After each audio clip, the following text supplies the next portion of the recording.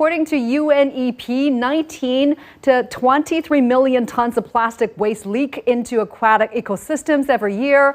What efforts are needed to reduce this, and how promising are the alternatives to plastic? Well, there are many ways to reduce such plastic pollution, and there are also many good real-life examples. Maybe I could suggest five of those. First, we have to eliminate and substitute problematic single-use plastics. And for example, in China, there is currently a phased ban that started in 2020 and will finish hopefully this year, banning single-use plastics. That's the first. The second is that we have to start designing for reuse, recycling, and composting of the plastics. For example, China promotes eco-design through green product certification. This is very helpful. And there are entities like the World Green Development Organization, of which I happen to be vice president, that are also contributing to these kinds of efforts. The third is to scale up waste collection and improve recycling infrastructure. Zero waste cities like in Shenzhen and Suzhou are now being hopefully expanded to other cities as well.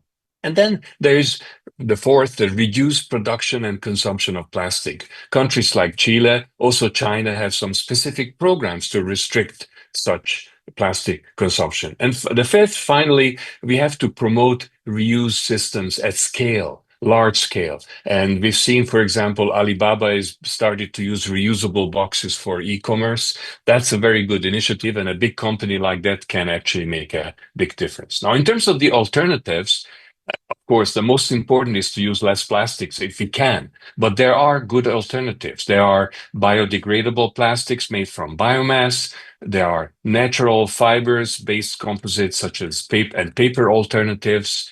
And there are also single-use reusable plastics as well. But of course, there are some challenges with those as well. Some of them need industrial composting. You cannot just compost it in your backyard. And it requires infrastructure, logistical infrastructure, and sometimes consumer behavior changes. And despite its harmful effects on aquatic ecosystems and the human body, does plastic pollution also contribute to climate change? And if so, how significant is this impact?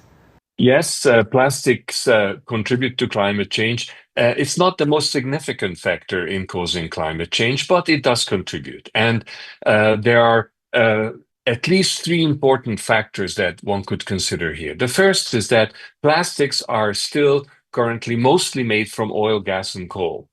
And significant emissions come from petrochemical industries during extraction, refining, and transport of the fossil fuels.